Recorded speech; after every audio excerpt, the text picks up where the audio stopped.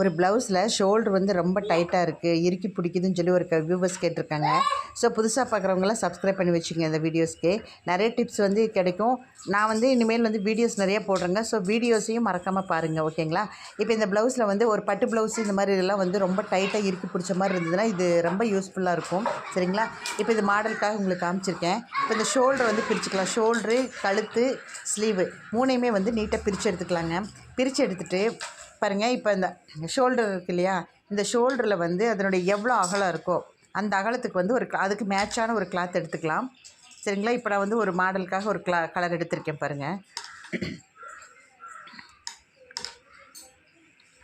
இந்த ஷோல்டரோட அளவு எவ்வளோ அகலம் இருக்கோ அந்த அகலத்துக்கு வந்து ஒரு கிளாத் எடுத்துக்கணும். பாருங்கள், இந்த கிளாத் எடுத்திருக்கேன். உங்களுக்கு தெரியணுங்கிறதுக்காக தான் இந்த மாதிரி கிளாத் போட்டிருக்கேன். சரிங்களா?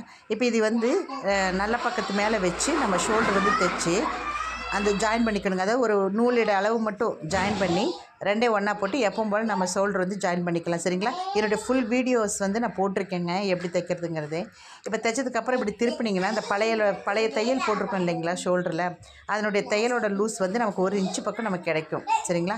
இப்போ வந்து அதுக்கப்புறம் நீங்கள் கழுத்து வந்து